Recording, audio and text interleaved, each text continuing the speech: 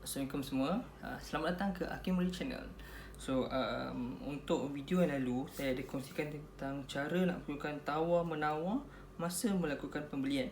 Link video tu ada pada description kat bawah, and saya akan letak dekat link thumbnail sekali dekat atas. Lalu untuk video kali ni saya akan sharekan tentang cara-cara yang terbaik untuk berjaya dalam perniagaan mengikut Said Mukhtar Al-Bukhari. Macam korang baca dekat caption tu lah. And secara mudahnya video ni sebenarnya tentang rahsia kejayaan beliau dalam perniagaan. Sebelum saya teruskan, saya akan cerita sedikit info menarik tentang beliau lah. Nama penuh beliau sekali dengan gelaran beliau ialah Tan Sri Said Mukhtar Shah bin Said Noor Al-Bukhari. Beliau berasal dari Kedah, and perniagaan pertama beliau adalah menjual daging. Kemudian beliau berkembang dan mula perniagaan lain sehingga hari ini beliau merupakan founder kepada Al-Bukhari Groups. Maknanya dalam Al-Bukhari Groups ni ada company-company bawah dia.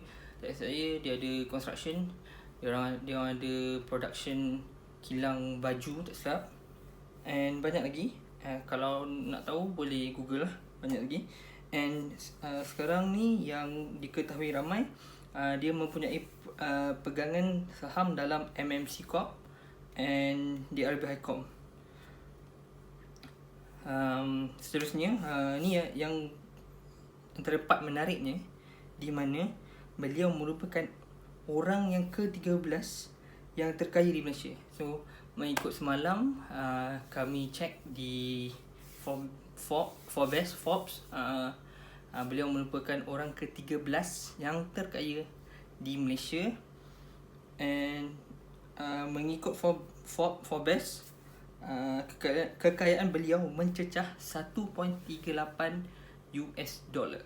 So kalau Malaysia tu mungkin 5 bilion lah, macam tu. Kalau US dollar 1.8 US dollar. So apa yang akan disampaikan dalam video ni sebenarnya adalah kata-kata beliau masa interview. Antara sebenarnya ada banyak, tapi kami pilih yang terbaik and ringkaskan yang mana yang betul-betul macam kira kita kata, boleh kata antara yang main point dalam pengisian beliau lah. So yang pertama, nasihat beliau adalah kerja kuat untuk berjaya. So apa yang beliau cakap masa tu adalah kalau hendak berjaya kena kerja kuat, tidak kira siang dan malam. Kita ada kekuatan yang Allah beri melebihi daripada bangsa lain, tetapi untuk maju kita perlu berusaha. So apa yang saya nampak daripada kata-kata beliau ni adalah kita kena kerja kuat lah, siang dan malam, sampai berjaya. And yang saya nampak paling yang di-highlight adalah kita ada kekuatan yang Allah beri melebihi daripada bangsa lain. Kalau kekuatan tu saya rasa doa lah. Kita orang Islam, yang terbaik adalah yang kita ada, yang diorang tak ada adalah doa. So yang kedua, jangan malu untuk berjaya. Sebenarnya saya faham apa yang beliau sampaikan ni, sebab saya sendiri pun mengalami benda yang sama masa nak mula niaga. Macam malu, saya takut apa yang orang fikir pasal saya, apa yang orang kata, oh dia ni dia ni tu, oh dia ni. Saya pun mengalami benda yang sama. So okay, kita pergi balik pada apa yang beliau kata. Saya asalnya tidak tahu apa-apa. Setiap orang yang mahu berjaya dan telah berjaya pada asalnya bermula daripada sifar. So zero lah. Apa yang saya tidak tahu, minta tolong daripada orang lain. Saya tidak malu. Saya bukannya mencuri, saya usaha sendiri. Sikap pemalas dan pemalu ini yang orang Melayu kena atasi. Kita kena berani kerana benar. Apabila kita mendapat keuntungan dan rezeki lebih, bolehlah kita menolong orang. So main point saya rasa yang Tuan Sri nak highlight kat sini adalah jangan malu untuk berjaya. Itu tajuk dia. Maknanya jangan malu untuk berniaga lah, sebab kita bukan mencuri, kita niat baik. Tak kira lah apa orang kata, yang penting at least at the end of the day kita yang senang. Apa yang kita susah selama ni, yang kita dengar orang kata ni, orang kata tu, at the end of the day kita yang senang, kita yang dipermudahkan. And satu lagi, memang last kali Tan Sri letak, apabila kita dah mendapat keuntungan dan rezeki lain dan rezeki lebih, bolehlah kita menolong orang. So bila kita dah berjaya, jangan lupa tolong orang. Macam itulah yang di highlight oleh Tan Sri. Okey, saya akan teruskan yang ketiga, di mana lakukan amal yang baik. Kata beliau, jika kita kaya, usahlah kita hanya menyimpan kekayaan itu untuk anak dan isteri sahaja.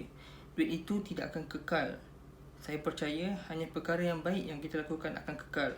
Bukan duit yang akan melindungi kita nanti, tetapi apa yang kita lakukan sekarang. Okey, berdasarkan apa yang saya faham, lakukan amal yang baik, sebab saya rasa beliau dah merasa kekayaan, dan beliau rasa kekayaan tu bukanlah segalanya. Ialah bila orang dah sampai tahap kekayaan, dia dah ada segala-galanya, dan dia sedar yang kekayaan tu bukan segala-galanya, and apa yang akan tolong dia nanti adalah kebaikan dia dekat bumi ni lah. Duit tu tidak akan kekal. Saya percaya hanya perkara yang baik yang kita lakukan akan kekal. Itu betul. Tak kira lah sebenarnya. Tapi kalau ikutkan, sebenarnya tak kira lah kita ni kaya ke tak. Semua amal baik kita, yang tu yang akan kekal. So untuk Tan Sri ni, Tan Sri ada kelebihan, dia ada lebih rezeki. So dia buat baik dengan yang saya tahulah, dia buat yayasan, dia bagi fund untuk bina muzium Islam. Tu antara semangat-semangat beliau lah. Yayasan beliau tu banyak, ada yang support student untuk belajar, lagi ada yang provide tuition free, tak silap saya hari tu saya baca, untuk 15,000 orang. So banyak sebenarnya yang yayasan Bukhari buat. So kalau korang nak tahu, boleh cuba search dengan lagi detail lah. So yang keempat, bijak mencari peluang. Saya perlu terus, ayat kata-kata Tan Sri adalah, saya perlu terus mencari peluang supaya saya terus dapat membantu orang lain menggembirakan diri masing-masing. Saya bukan buat semua ini untuk diri saya semata-mata. Jadi apa yang saya faham daripada kata-kata Tan Sri adalah, apa je peluang yang dia nampak, maknanya peluang bisnes lah, dia akan grab, tapi bukan untuk dia, semata-mata. Lagipun tapi saya rasa saya faham apa yang Tan Sri sampaikan je lah. Dia dah ada kekayaan semua sebenarnya. Kalau ikutkan, dia tak perlu pun nak cari lagi kekayaan tu. Tapi saya rasa Tan Sri ni, dia ada mindset whereas yang aku kena grab ni untuk supaya aku boleh tolong orang lain. Tapi memang dalam prinsip perniagaan adalah bijak mencari peluang. So kita nampak peluang tu, barang tu boleh dijual, yang kita nampak pelanggan tu ada pelanggan yang akan beli, so kita grab peluang. So itu antara satu tips yang korang kena pegang, bijak mencari peluang. Nampak peluang, masuk, try. Itu lah. So jadi yang keempat, next yang kelima. Sebelum saya sambung kepada yang kelima, saya minta stop sekejap and tolong subscribe. Sebab dengan anda subscribe lah, anda akan bantu saya untuk buat lagi video-video yang macam ni untuk akan datang. Terima kasih. Yang kelima, bertanggungjawab atas apa yang kita lakukan. So kata-kata beliau adalah, jika kita senang, kesenangan yang kita perolehi ini datang dengan tanggungjawab. Kita perlulah lakukan amal jariah walaupun sedikit, biarlah yang sedikit itu ada berkatnya. So Maksud Tan Sri ni saya rasa antara hamba-hamba Allah ni, dia terpilih untuk diberi rezeki yang banyak. So diberi rezeki yang banyak adalah diberi tanggungjawab yang banyak. Tanggungjawab dia adalah untuk share pada orang-orang susah, untuk kongsikan pada orang-orang susah. So beliau Tan Sri letak kekayaan yang dia ada sekarang adalah tanggungjawab. Nampak ada orang bila ada kekayaan dia hidup senang, relax, ada happy, dia dah sampai target dia dalam hidup dia. Itulah.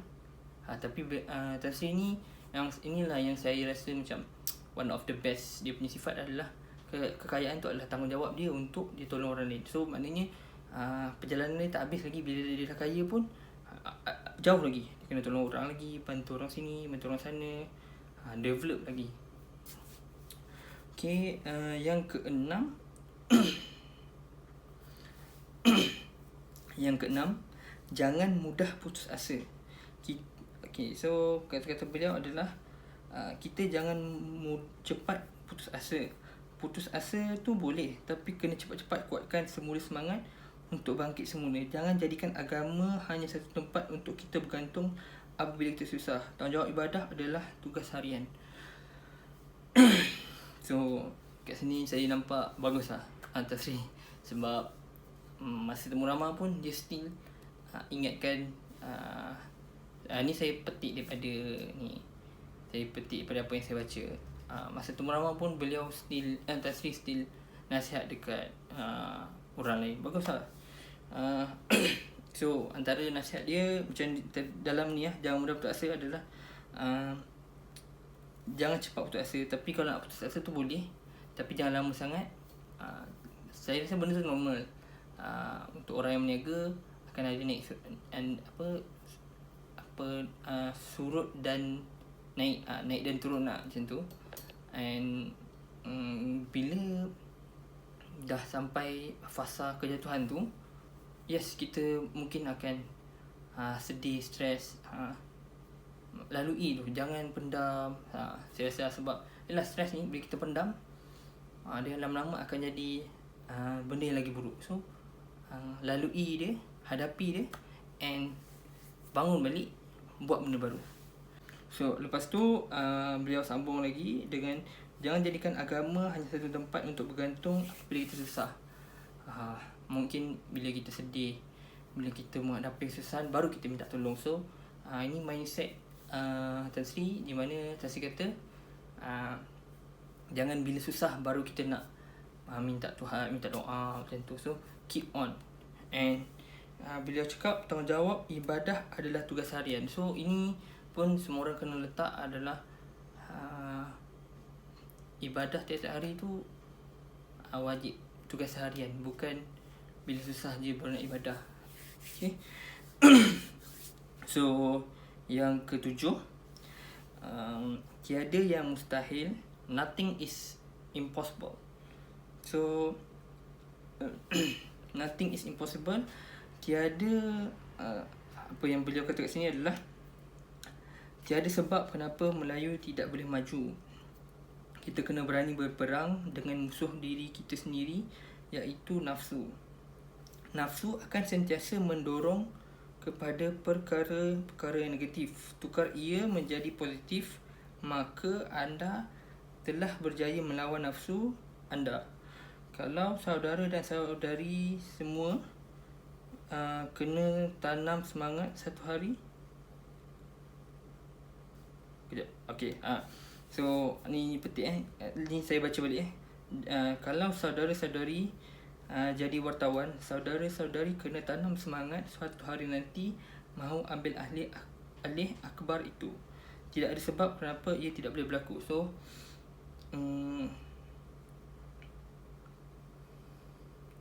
So apa yang beliau nak sampaikan adalah kelemahan kita adalah nafsu. Saya rasa mungkin nafsu tamak. Bila kita dah senang tu, kita terlalu tamak, tak nak share. And satu lagi nafsu yang teruk adalah nafsu malas. Bila kita dah berjaya, kita mula malas. Mungkin macam tu. And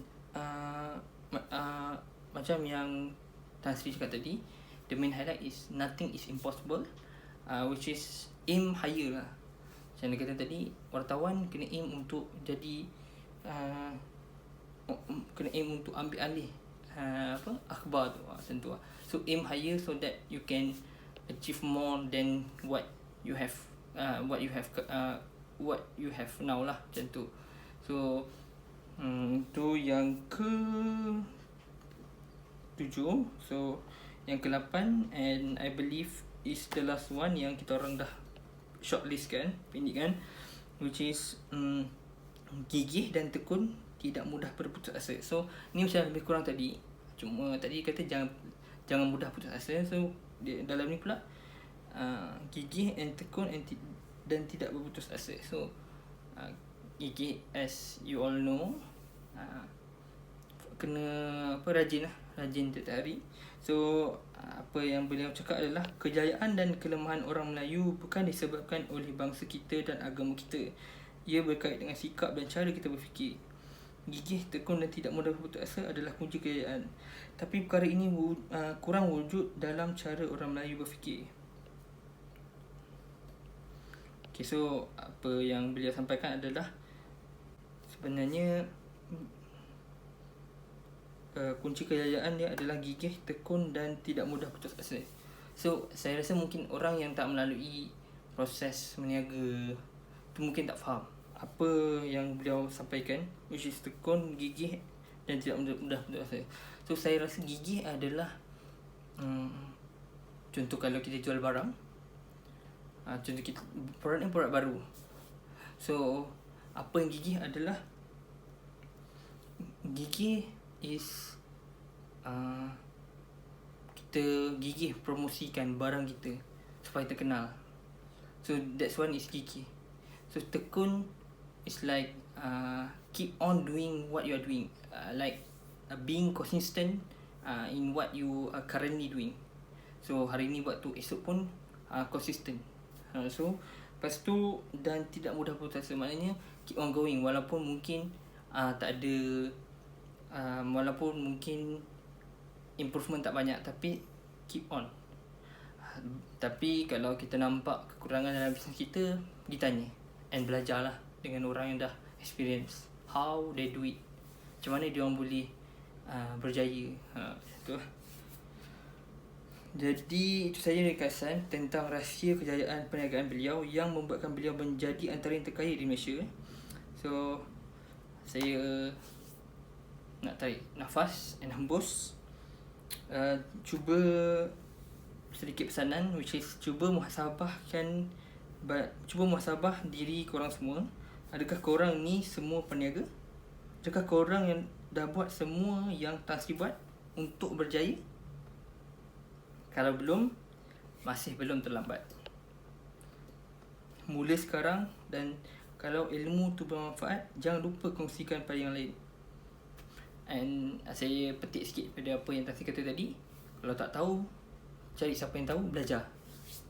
Jangan malas untuk belajar, jangan takut untuk tanya. Saya jumpa quote yang baru. Jangan malas untuk belajar, jangan takut untuk tanya. So itu mungkin boleh jadikan kata-kata semangat untuk semua peniaga-peniaga di luar sana. So jadi itu saja untuk setakat ini. If korang ada soalan, boleh tulis di ruangan komen. And kalau anda perlukan video-video tentang cara-cara buat perkara lain yang melibatkan kehidupan seharian, jangan lupa tulis juga dekat ruangan komen. InsyaAllah saya akan jawab semua soalan anda, and stay tune untuk next video yang akan datang, di mana saya akan share lagi cara-cara and tips untuk perkara yang berkaitan dengan kehidupan seharian kita. Dan kalau video ini bermanfaat untuk anda, jangan lupa like, share and subscribe ya. Terima kasih and Assalamualaikum.